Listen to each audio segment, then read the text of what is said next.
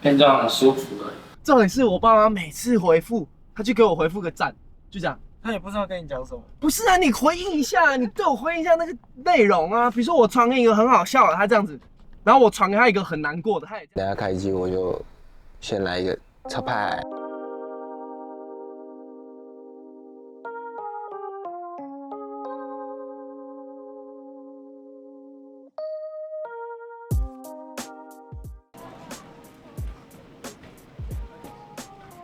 Hello， 我们接到了。历经千辛万苦，终于回来。好，我们可以走。他们在停车场。刚才在停车场，大家马上开过来。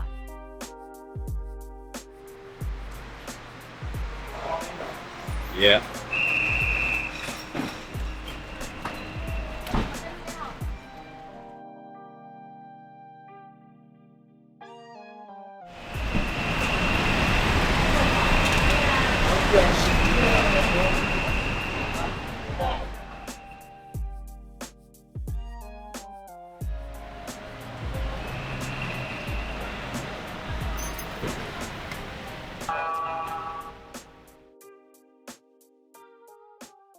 我以为我不会见到你，不是你昨天那个真的太夸张了。我也是以为很夸张。因为我 stand by 很久，就是想说餐厅什么都弄好了，然后结果重点是那时候我没有赶到，然后我第一通电话我先打给我妈，然后我妈就说：“范，你等就是早上再跟 Jun 讲。”我说：“Jun 现在不会睡觉。”我真的不会睡。你有没有发现你？有，你那一整层都醒着。因为我要联络团队、摄影机什么的，然后我真的没有想到我会到。你是第一次来台湾比赛？没有，以前也有比过几次，就是可能因为小时候我在这边打，15、16岁，所以小时候有比过1、2次比较大的比赛，但是这一次这个就是代表县市，算是第一次。全运会它是就是成人组，对。然后就是每个人都代表澎县市，看你的户籍在哪里。新北算是台湾所有城市里面福利第2吧，所以你就会拿到比较多奖。对，你会拿到比较多钱，或者是比如说你出去饭店的钱，他们会给你比较多啊，然后训练的钱啊，就是各方面他们的吃住都会比较好。你最高纪录多少钱1400，不是1300，那边不是钱，1400，不行，1390，要1300，可是1390已经算很高了。就是怎么说，他们真的是职业，就是我之前在打的时候，就是因为我还在学校，所以我们是有半工半读那种感觉，就是有空去打，然后没有空就回学校。然后他们是等于说从小到大就是一直这样打，然后一整年可能就是完完全全投入在这里面，然后他们家庭啊，爸爸都陪着，妈妈都陪着这样。可能本来就是。对，从小就是希望这样培养，那可能有100个人就刚好只有其实持续在打，然后成绩又不错。我那时候其实没有就是全职在打，那时候只是可能半个学期，是因为我那时候拿线上课，所以我就其实打了5、6个比赛，然后我就在20岁，所以我那时候其实就觉得真的希望蛮大的，然后就觉得说自己给自己动力很多这样，然后再后来要回学校，所以就那为什么你要回学校？因为我父母还是不希望说我完完全全的就把这个学历放在旁边，他觉得说以后可能还是会有用到，那就是也没有说时间很长，可能在2年就结束，所以那时候他就希望我说，我还是回学校把学业完成，不然你看，如果你真的说你要打职业好了，如果我们不是每一个人都像他们那么顶尖，那万一你受伤了怎么办？而且网球它也不像是篮球、足球这些，就是以团队为优先，就是你签约，然后即使你这5年内都受伤，你还是有这个钱，就是你有个底薪，有个保底。但是网球不是啊，网球就是你有赢才有钱，你持续打，就是才会给你这个机会。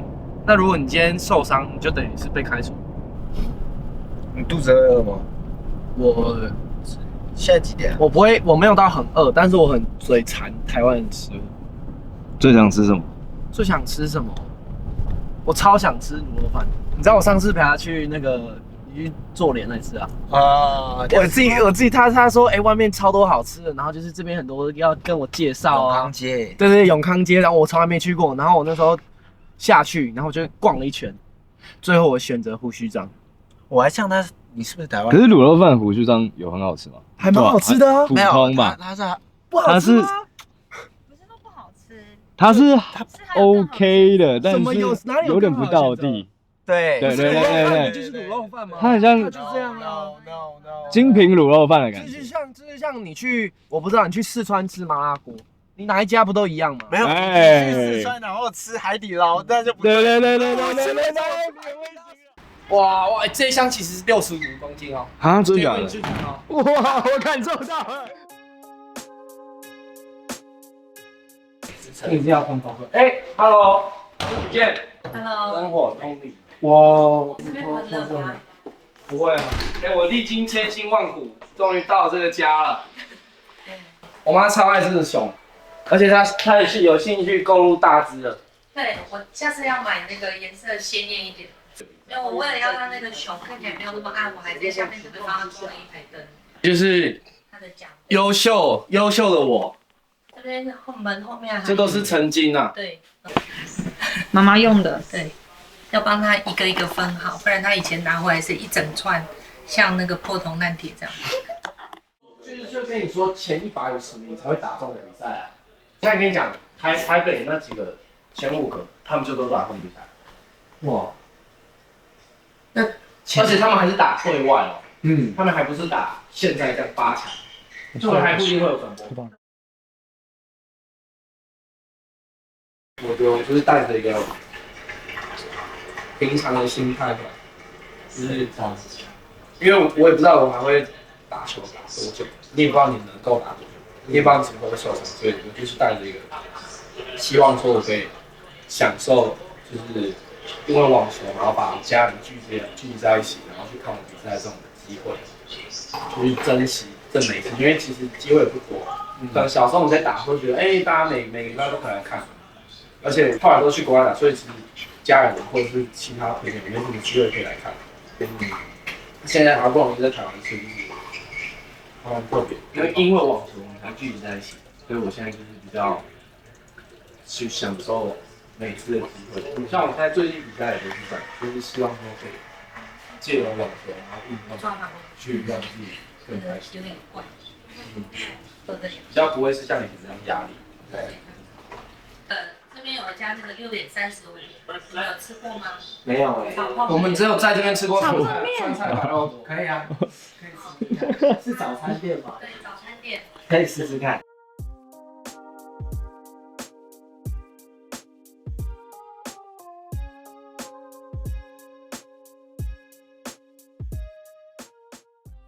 其实他从大概5岁左右，他就开始说他想要学网球，就是因为看那个网球王子很帅嘛，然后呢学网球，但是那时候我们其实没有概念，也不知道真的要当个专业选手，就是真的要把网球这件事情做好，就是可能1个月或者几个礼拜去打个1个小时，找个教练教一下，就参加那种，然后就这样子玩，然后反正他很好动，就同时。什么篮球、网球，然后棒球、足球，他只要是圆的球，他都玩得很好。因为我们工作关系，其实我们常不在家。我只要不在家的时候，他从5点半就会开始打电话。妈妈，我现在外面天黑了，我功课也写完了，我也吃完点心了，我也看完电视，我现在可以干嘛？我说。那你要不然，因为同学都还在写功课，也没人可以跟他玩啊，玩什么打电话什么都不行。说那不然你去陪阿嬷看电视。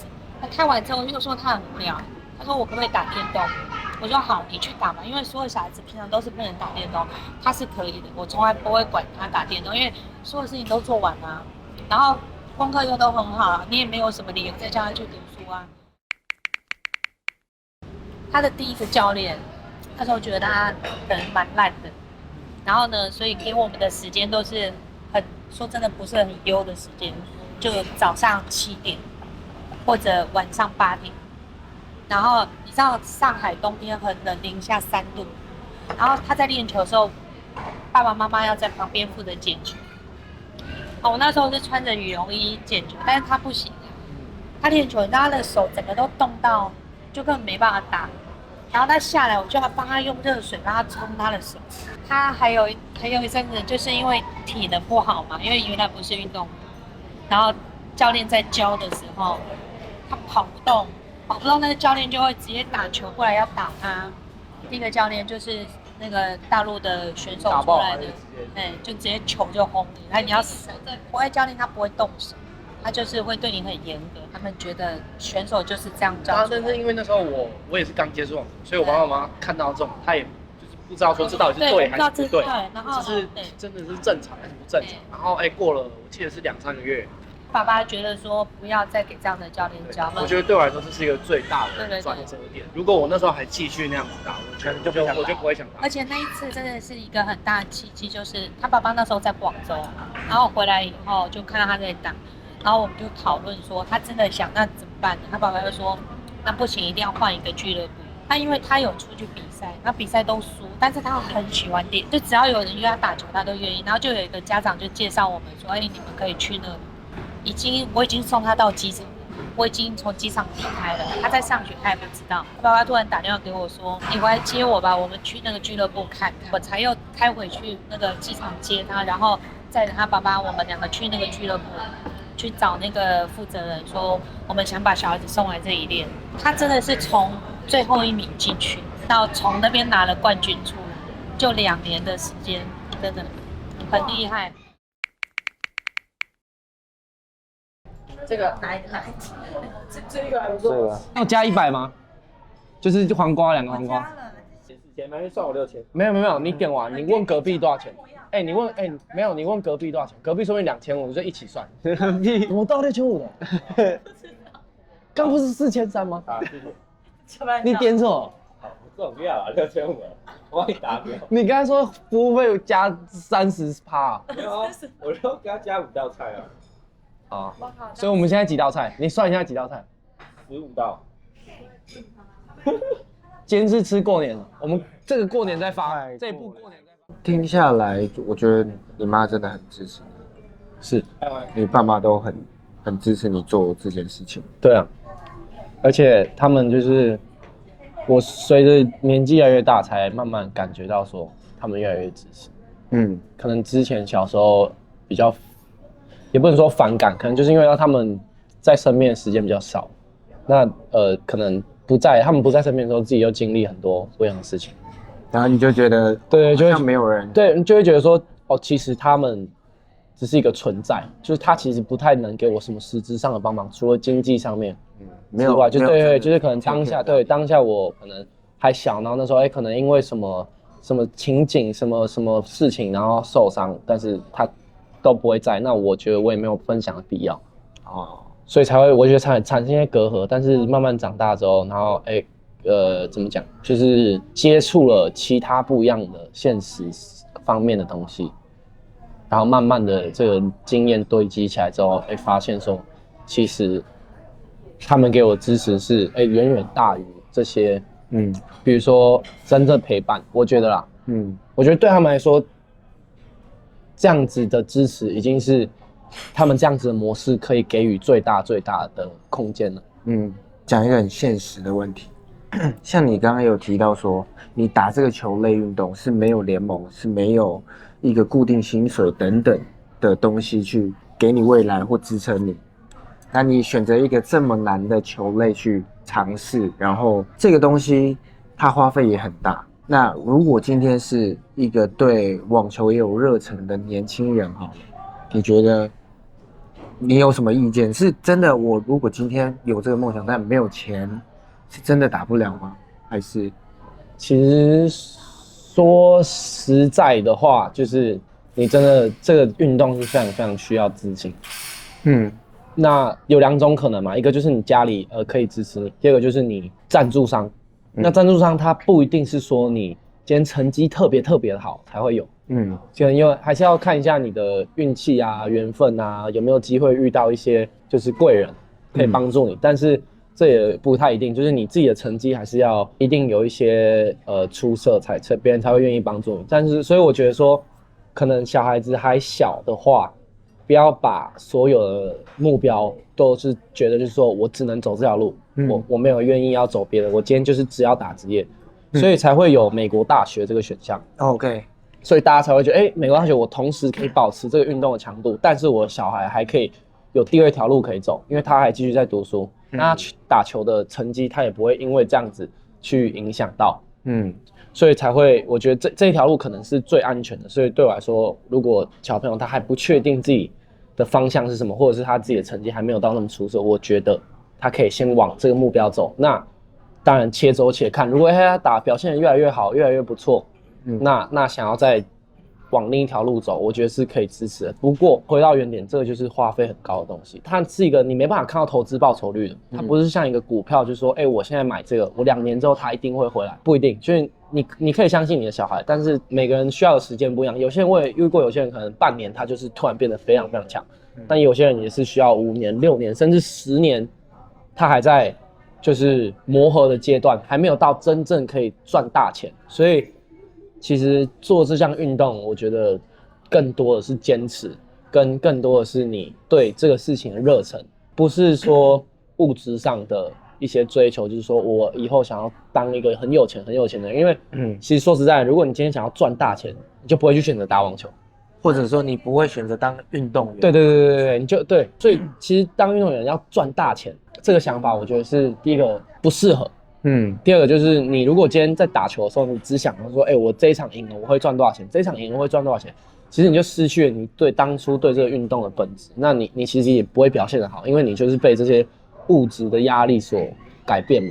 我觉得排名跟金钱这2个是最容易影响运动员表现，因为你每一场上去比赛，你可能就觉得我这一场打完，我可能就是排名会进步到哪里，那如果我这场没有赢，我分会不会扣到哪里，或者是我钱可以赚多少，我钱少赚多少。如果我少赢这一场，就当运动员，尤其是当网球运动员，最难的地方就是你要如何在你每个礼拜都在旅行的情况下，然后你还保持怎么进步，我哪里可以改善，然后去针对你自己就是网球这方面去做探讨，不要被就是可能周遭的一些闲言闲语影响，因为很容易，就比如说你现在我在跟你聊天，然后我们现在我刚打完一场比赛，那突然一个人出现，然后他就突然讲了几句说Jay，我觉得你不行啊，我觉得你这哪里有问题啊，你要改善啊。很常你在旅行的时候或在国外很常会听到这种，而且有时候比如说你比完赛，其实网球地下会赌博，比如说我跟你打，他们觉得我应该赢，但我输了，他们就会发一大堆讯息，然后就是狂骂你，骂你有经历过这件事？一堆就是骂你，很多都英文啊，但是他就是很夸张的骂，会骂到你家人，骂到你就是都骂这样。这种闲言闲语就是你是如果一听到，然后而且运动员你表现就是一线之间的，你如果当下那个心态不对了，你表现不好，那你可能这一周或是这一个月就都报销了。你还是要照付你住宿的钱，还是要照付你机票的钱。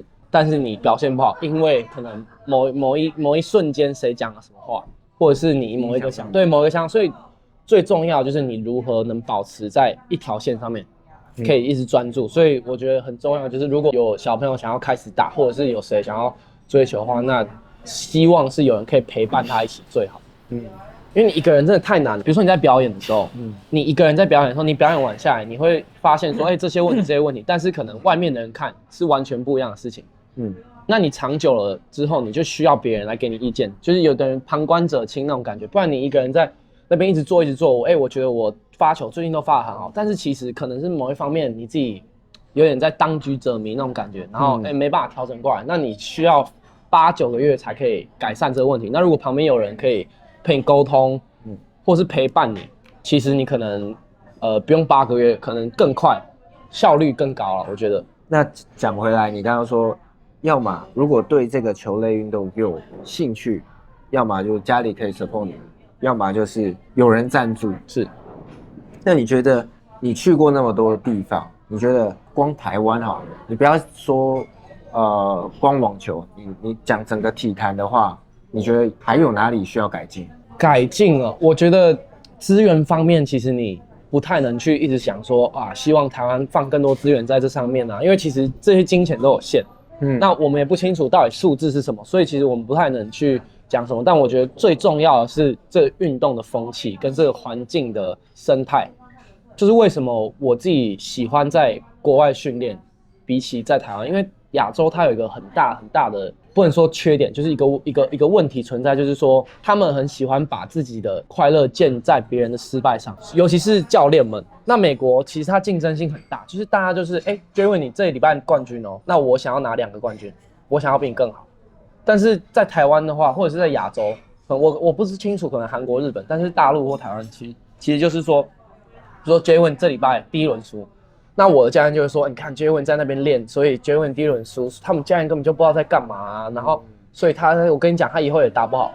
所以就是把自己一直看别人不好。那你一直看别人不好的地方，久而久之，你如果教练或者是你的小孩被这样教育，在这个系统上面成长，其实大家出去看到的第一眼就是，Jerwin 这个不好，Jerwin 那个不好，或是这个人这个不好，那个人那个不好。但是在美国，就是教练他们教的法都是，你要注意，可能他的发球很好。他的什么很好，所以他们都是把优点放大。那在亚洲，我觉得大家都是把缺点放大，然后就是在比差，谁更差，我更开心，因为他不是我教的。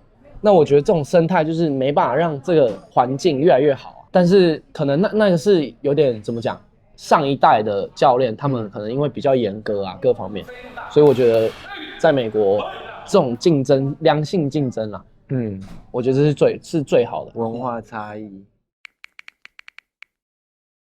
大家可能想法都不太一样，因为大家可能看到运动员都只有电视上面，可以看到那几个。那对他们来说，我 Kobe Bryant、Michael Jordan， 基本上对运动员来说这些是神，1000个、10000个、1亿个里面才可能1-2个。那大家简单的讲，我很喜欢 Kobe Bryant， 很厉害啊，怎么样。但对我们来说，那是可能10年、20年、30年的努力才会到那样子。你也不知道他过程。对，你没有人会知道啊。你30年前不会有人知道 Kobe Bryant 是会变这么强。所以我觉得是不是真的大家看到就是哇，我可以在美国坐 private jet， 我可以坐飞机，然后可以每天去不一样的地方，然后是不是这么多好玩的事情？的确可能体验到的事情不太一样，但是是不是真的都这么光鲜亮丽，这么好玩？那你可能要看了影片才会知道。所以我们有些人去 Vegas。Vegas 可能就是真的好玩。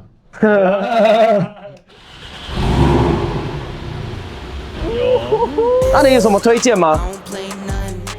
然后没有这样子的时候，会有一个草滚过去。古早味红茶的鲜奶茶就不行啊！我跟杰文就说怎么办，要不要走啊？然后杰文就很醉，他没办法沟通，你知道吗？就我一个人，然后我就很想走，就是我已经这3拱过不行，我出门出来的时候，我是你要等他。哎呀，谁这么小？ I don't stay long. I've been up now. That's a case wine. I've been down too. Like this day strong. I got